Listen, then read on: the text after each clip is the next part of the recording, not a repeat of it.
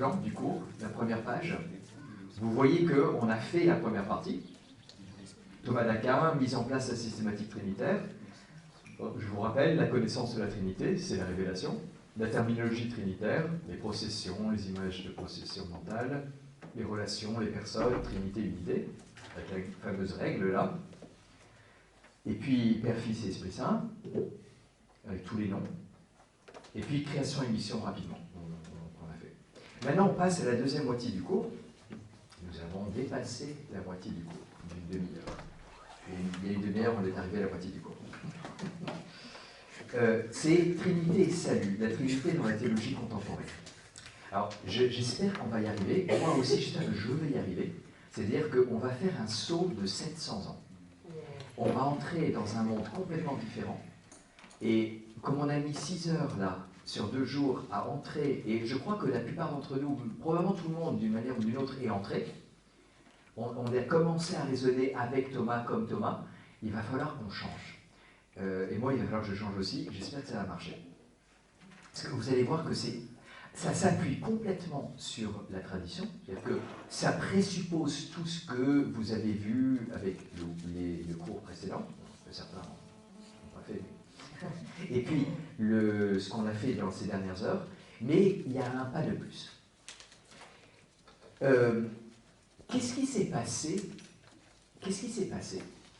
C'est qu'au XXe siècle, il y a eu 3 choses. Bon, il y a eu beaucoup plus de choses, mais il y a eu 3 choses qui ont marqué la culture du XXe siècle et la théologie du XXe siècle. D'abord,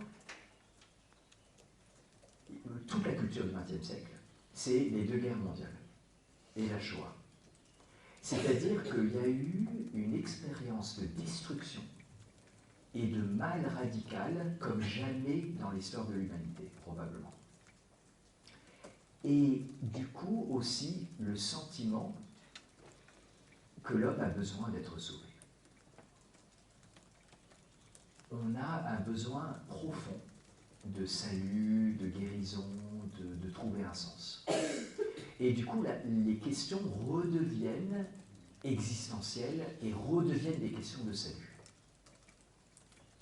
Et puis après, il y a 2 choses qui vont aussi orienter et donc ça oriente la théologie. Chez Thomas, c'est très clair que tout ça, c'est pour le salut. Mais c'est tellement clair qu'il n'en parle pas beaucoup. Il n'y a pas besoin. Ça fait partie de la vie. Tandis que les modernes, ils n'arrêtent pas d'essayer de montrer comment ça touche le salut, ça touche notre existence.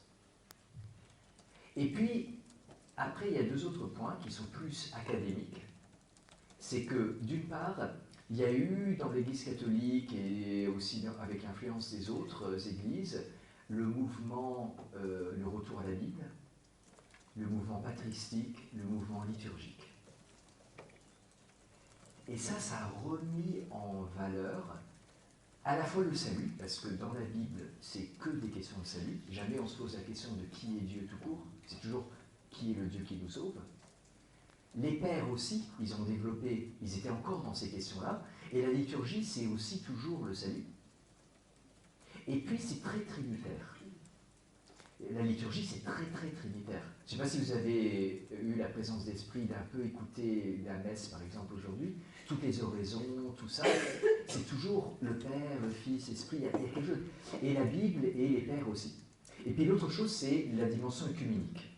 On a travaillé de manière œcuménique. Et du coup, l'Orient et l'Occident se sont inspirés mutuellement, protestants et catholiques se sont inspirés.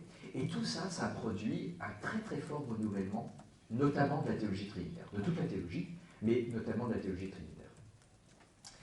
La première grande question, c'est quel est le bon point de départ et quelle est la fin, au sens de finalité, de la théologie trinitaire. Donc ça va être le premier point qu'on va prendre.